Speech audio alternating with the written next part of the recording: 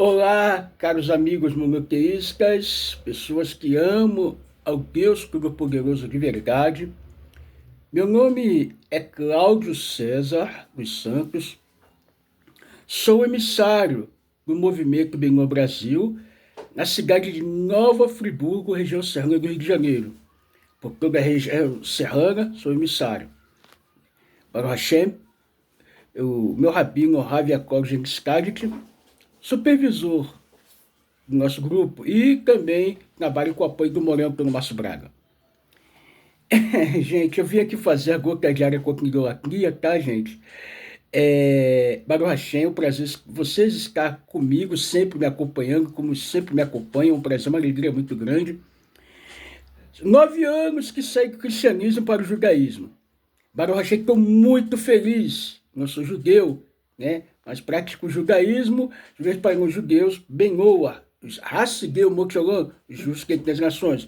Qualquer coisa, vocês podem entrar na nossa página, por benevolência divina, Rav Yaakov me colocou para ser emissário aqui, com o apoio do Moreno pelo Márcio Braga. Então vamos lá. Gente, temos feito muitos e muitos vídeos acerca da gota diária contra a idolatria. E hoje venho falar aqui de um fato, se aconteceu ou não aconteceu. E aconteceu na Páscoa ou não? Vamos ver se isso é verdade, destrinchar, se esse fato de Cordeiro de Deus, que tira pecado no mundo é verdade, se não é. Vamos fazer uma análise aqui dentro do livro que eu estou aqui, né, do guia, mais novo guia antimissionário. Tá aqui, conversei com o Ravi Gorgel, tá? Deixa eu fazer, conversei, ele falou, fica à vontade, tá? Então, vamos aqui, passar alguns elementos. Por que eu faço isso, gente? Fiquei 30 anos no cristianismo, achando que a Bíblia João Ferreira de Almeida é uma Bíblia correta. Tá, gente? Mas quando eu fui buscando no hebraico, buscando, me aprofundando sobre o servo sofredor e outras coisas, as divergências, né, dos livros de Mateus, dos evangelhos que essa Bíblia tem, e a referência do padre, que é toda errada, a referência do padre João Ferreira de Almeida, ele nem padre, ele tentou ser padre, depois foi pastor de uma seita lá que ligava ao calvinismo, e assim por diante, nem todas referências sobre ele, sobre a Bíblia que ele descreveu e traduziu, estão todas erradas, carecem de provas. Baruch Hashem, estou aqui fazendo isso, gente, porque eu preciso retificar tudo que eu fiz de errado na minha vida. Porque quantas e quantas pessoas enganei, ludibriei com pregações, com enganos, com engodo, como eu fiz outros vídeos acerca de linguagem, acerca de falar línguas, que isso daí é uma heresia completa, tá? Não é blasfêmia contra o Espírito de Deus, coisa que eu falo blasfêmia não, porque não pode blasfemar contra Deus, né? Já tem outros vídeos falando acerca de blasfêmia. Vamos lá, gente. Vamos lá. E aconteceu na Páscoa ou não? Um estudo sobre as contradições do Novo Testamento, sobre a morte de Jesus, o verdadeiro significado da Páscoa. Tá, gente? Vamos lá. Em alguns dias, judeus no mundo inteiro celebrarão a festa de Persa, conhecida como a Páscoa judaica. Se é que realmente existe outra, porque a gente sabe que não existe. Nesta data é comum as atividades missionárias se intensificarem. Uma das razões para isso é a crença de que a crucificação e ressurreição de Jesus ocorreu na Páscoa. Não só isso, mas também muitos cristãos alegam que a Páscoa judaica nada mais é do que uma alusão ao sacrifício de Jesus que aconteceria milênios depois. Será? Gente, vamos ver. Eu achava isso quando tinha a Bíblia João Ferreira de Almeida. Aliás, João Ferreira de Almeida não. Um engano, um engodo religioso. Gente, tem pessoas muito boas aí do outro lado do caminho que eu tinha, que é o que eu seguia. Tem pessoas muito boas. Então vocês abrem o coração, busquem. Ah, mas eu cansei milagre, eu tinha muita fé. Milagre não é base, tá? Milagre não é base para que teu caminho que você fala que é graça seja verdadeiro. A graça já existia antes do princípio do mundo, desde que o mundo começou, e desde que Hashem apareceu para Avraham, para Isaac, Yaakov, o Monte Sinai, né, deu a Torá a Moshe, graças a Jesus, que há muito tempo, é bondade divina. Vamos analisar, gente. Consciência é inteligência, algo muito profundo. Sai do engano, para que você não seja passado por idólatra, porque na verdade é idolatria. Nós estamos lendo essa semana a paraxá Vaikra-Hanan. Nessa paraxá, em hebraico, ela vem falando do clamor de Moisés.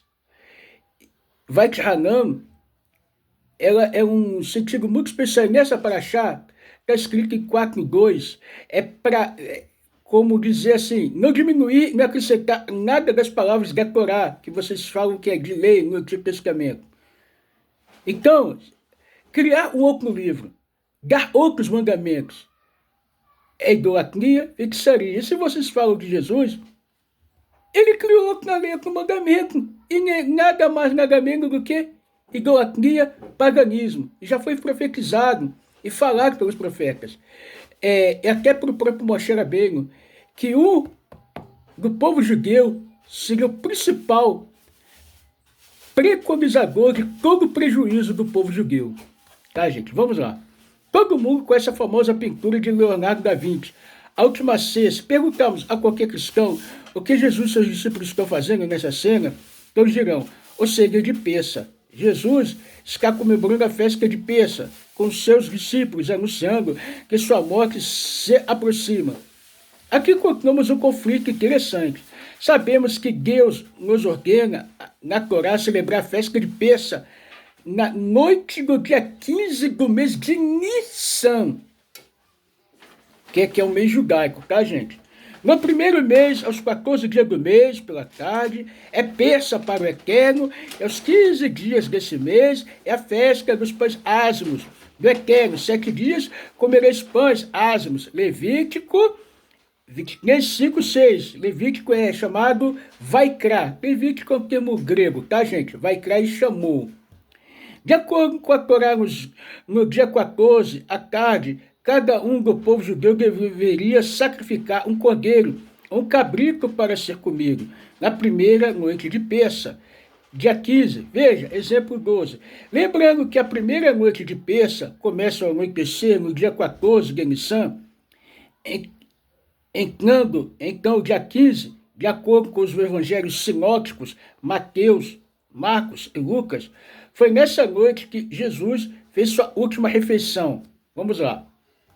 No primeiro dia da festa dos pães ázimos, os discípulos dirigiram-se a Jesus e lhe perguntaram, JC, né? Vamos ficar falando muito. Onde queres que prepararemos a refeição da Páscoa? O mestre diz, o meu tempo está próximo, vou celebrar a Páscoa com meus discípulos em sua casa. Os discípulos fizeram com JC e os haviam instruído e prepararam a Páscoa ao anoitecer. JC estava reclinado à mesa com os 12. Mateus 26, 17 e 20. Vamos lá. E no primeiro dia dos pães ázimos, quando sacrificaram a Páscoa, disseram-lhe os discípulos, onde queres que vamos fazer os preparativos para comer a Páscoa? E saindo seus discípulos foram à cidade e acharam-lhe como lhes tinha dito, e prepararam a Páscoa. E chegada a tarde, foi com os 12. E quando estavam sentados a comer, Marcos 14, 12, 18. Chegou, porém, o dia dos ázimos, em que importa sacrificar a Páscoa, e mandou a Pedro e a João, dizendo, ide, prepararam a Páscoa para que a comemos. E eles acharam como lhes havia sido dito, e prepararam a Páscoa. E a chegada a hora, pôs-se à mesa, e com eles 12, e disse-lhes, desejei muito comer convosco esta Páscoa, antes que padeça. Vamos lá, gente. Continuando, é extenso, né? Vamos lá. Lucas 22, 7, 15. De acordo com esses 3 livros, após celebrar a Páscoa, JC capturado, levado a julgamento, no dia seguinte, JC condenado e crucificado, morrendo pouco antes de anoitecer. Mas tem alguém que discorda dessa história. Ninguém menos do que o autor do 4º Evangelho de João. O autor, gente. vamos lá, que discorda dessa história. O autor do livro de João tinha outros planos. Sua intenção era descrever a morte de JC como sacrifício de expiação pelos pecados da humanidade. Estamos chegando lá. Sendo assim, ele decidiu, então, comparar JC com o sacrifício de peça, ou melhor, o cordeiro de peça, cordeiro pascual, no começo do seu livro. Veja como ele descreve o encontro entre João Batista e JC. Gente, que legal. Vamos lá. No dia seguinte, João Batista viu a JC que vinha para ele e disse: eis o cordeiro de Deus que tirou o pecado do mundo. João 1,29. Veja agora um detalhe sobre a morte de JC e João, que não consta nos outros livros. Para apressar a morte dos crucificados, os romanos quebravam as pernas dos condenados, acelerando assim o sufocamento, mas como um deles isso não aconteceu. Vamos lá. Foram, pois, os soldados e, na verdade, quebraram as pernas ao primeiro e ao outro que ele fora crucificado. Mas vindo a JC, o eixo, e vendo já morto, não lhe quebraram as pernas, porque isso que aconteceu para que se cumprisse a escritura que diz: nenhum dos seus ossos será quebrado. João 19, 32, 36. Oh! Gente, vamos lá. Essa profecia citada, na verdade, não é uma profecia, sim uma das leis sobre o sacrifício de peça, onde nenhum dos ossos poderia ser quebrado. Exemplos: 12, 46, números 9, 12.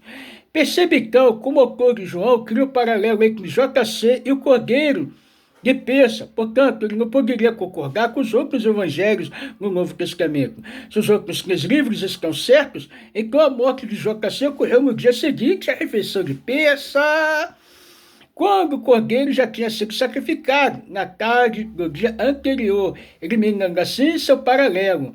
Encontramos outro problema. Vamos para o problema aqui, gente.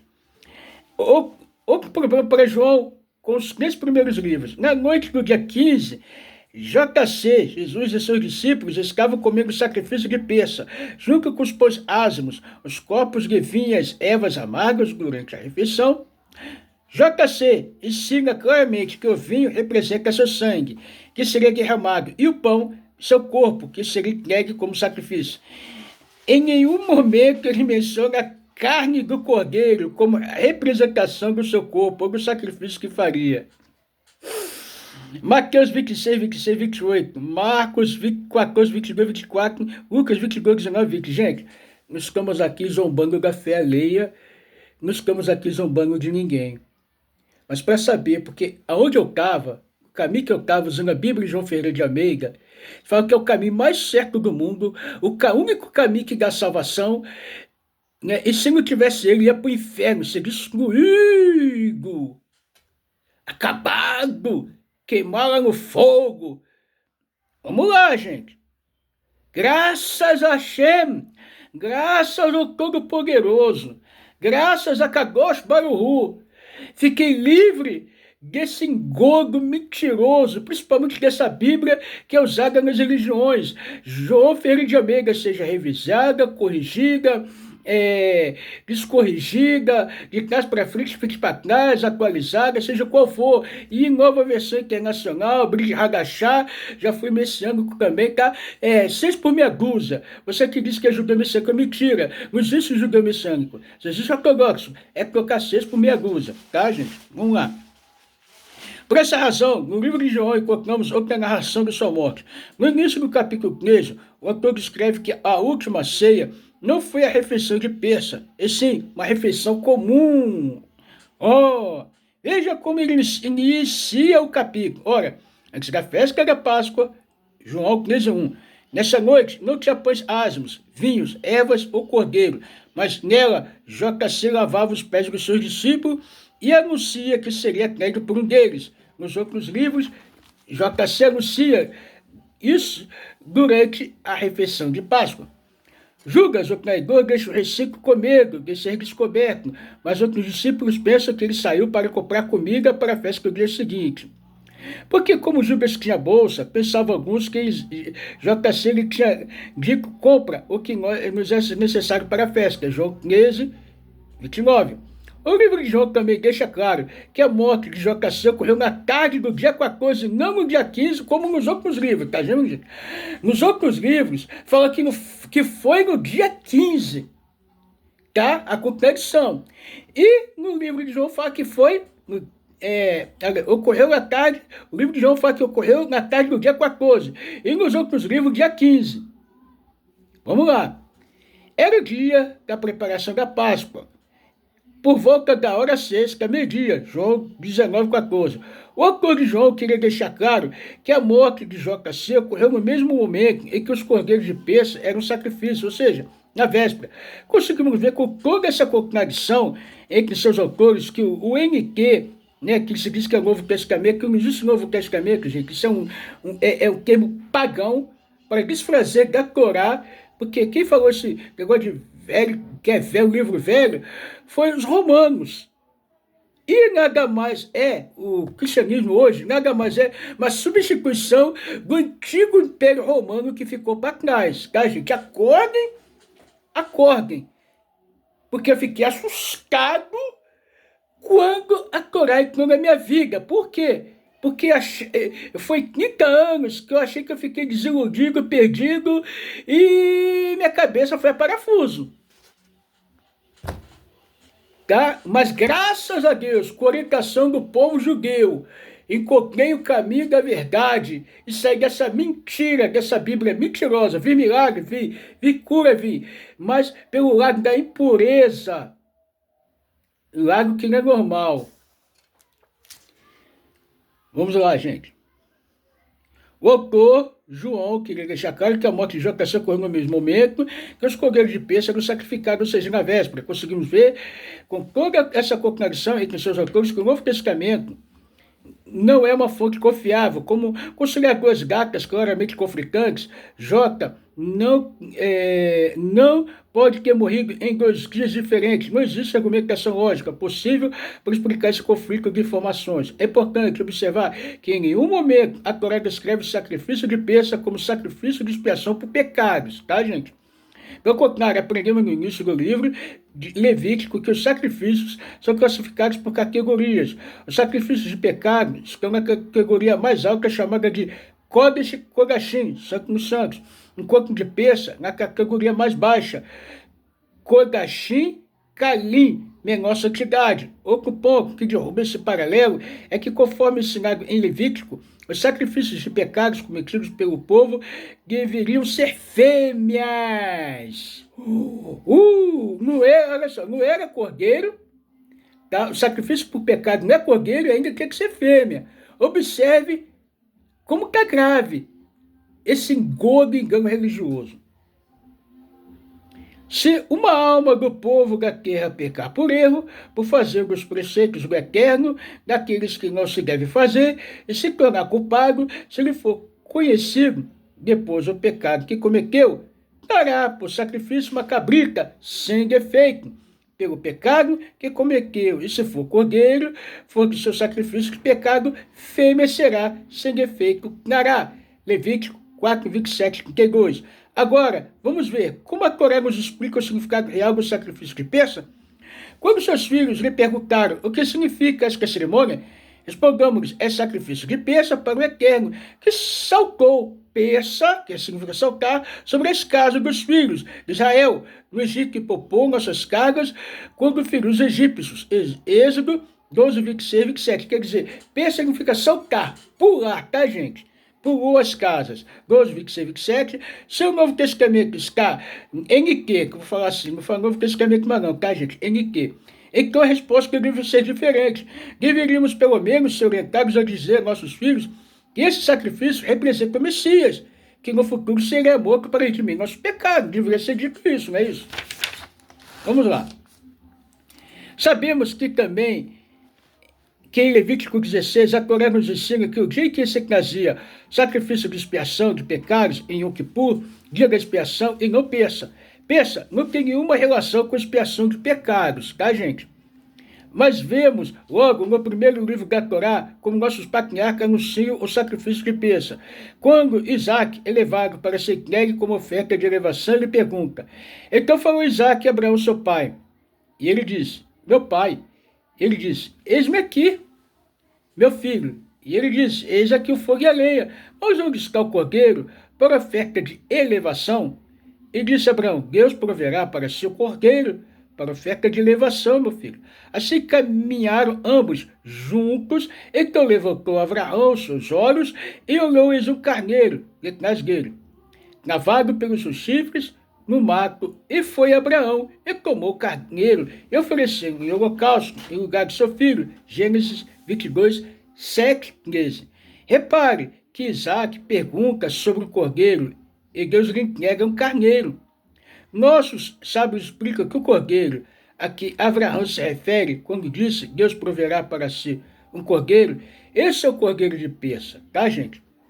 Da mesma forma que Abraão passou por um grande teste ao levar seu filho, assim também o povo judeu seria testado ao sacrificar o Deus egípcio, o cordeiro, e fazer isso explicitamente, sem temer os egípcios, espalhando o sangue pelas portas para todos verem aqueles que passaram no teste e mereceram a redenção. Que sejamos nós também merecedores da redenção e que esse Pêssar seja celebrado em Jerusalém com verdadeiro Mashiach.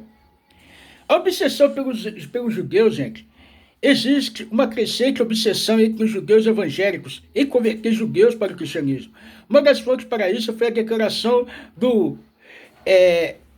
celibata, né? Do mentiroso Paulo, no NT. Não me vergonhe do evangelho, porque é o poder de Deus para a salvação de todo aquele que crê. Primeiro do judeu, depois do grego. Romanos 1,16. Gente, indico. Muitos cristãos também acreditam que seu falso Messias só voltará quando os judeus também acreditarem nele. Essa crença é baseada em uma passagem de Mateus, quando JC se dirige aos judeus. Então, gente, essa passagem aqui, nós vamos relatar mais para frente, tá, gente? Aqui nós vamos falar obsessão pelos judeus, né? Numa outra área, no outro dia o texto é uma parte também bastante grande, e vamos falar. Mas como vemos aqui, que não tem nada a ver o sacrifício de Pêssar, né? A oferta de Pêssar, com o sacrifício do JC do NT, né? Porque ali, como nós aqui lemos aqui, deixa bem claro, como nós lemos aqui na passagem, aqui, seria, o povo judeu queria que falar o quê? Que seria, representaria o sacrifício de Pêssar, representaria o sacrifício do Messias no futuro que morreria pelos seus pecados, não o sacrifício de pular as casas para salvar o povo judeu. Então reparemos que o cordeiro era um símbolo do Deus egípcio. Não tem nada a ver, gente. Então, o povo judeu pegou o cordeiro, sacrificou. Nós fazemos as nossas festas aqui, né, junto com o povo judeu, né, na época do templo, a gente não vai, os não-judeus não vão poder participar do corban, né, de comer do corban, mas nós hoje participamos, Benoa pode participar sim, os não-judeus, no momento que não são idólatras, tá? Então, vemos aqui uma coisa muito importante, gente. O sacrifício do cordeiro não tinha nada a ver, porque era para mostrar para os egípcios que o cordeiro não era Deus, tá? E se você acha que o cordeiro lá que era filho de Deus ou Deus alguma coisa, blefou. João Ferreira de Almeida, os leitores do Antigo Testamento, do Novo Testamento, todo cristão, cristianismo, católico, suas vertentes, protestante, de onde que eu era, a qual quero falar, relatar até uma parte final aqui, gente. Pare de perseguir uma pessoa que é membro do meu grupo, que participa do movimento que eu sigo. Pare. Vocês da Palhada, Marajoara, São Paulo e o seu João de Meriti, que fica inventando orações, fica lá passando pela rua da casa dela, afrontando ela, coisa. Ela é nova no grupo, ela saiu do meio de vocês, assim como eu saí também. Então, ela passou comigo, desabafou. Gente, por favor, homem que fica lá perturbando ela, mulher, pregando que ela vai para o inferno, armando armadilha. vem aqui porque a gente tem uma coisa para você, chama na casa da irmã dela para ficar com saudade, para ir lá armar armadilha para ela. Pare, gente. Vocês, eu não quero falar o nome do que eu caminhava, mas vocês, eu vou falar, tá, gente? Vou falar porque é verdade. Então vocês que acordem, parem, parem de mentira, parem de engano religioso, tá? É de um pessoal que usa o véu e se diz que é o povo de Deus da graça. Pare, porque não tem graça o que vocês estão fazendo. Tá bom, gente? Venha nos visitar aqui na cidade de Nova Friburgo. Temos bem que uma casa de monoteística para vocês. E juntos, nós, Racegueu, Motiolão, os não zigotas, monoteística, junto com o povo de Deus, com o povo judeu, vamos transformar esse mundo, fazer o mundo melhor, com as 7 leis de Noa, que é o pilar para que possamos fazer esse mundo uma morada para Deus, aqui, neste lugar, neste mundo de Asiá. Machia já!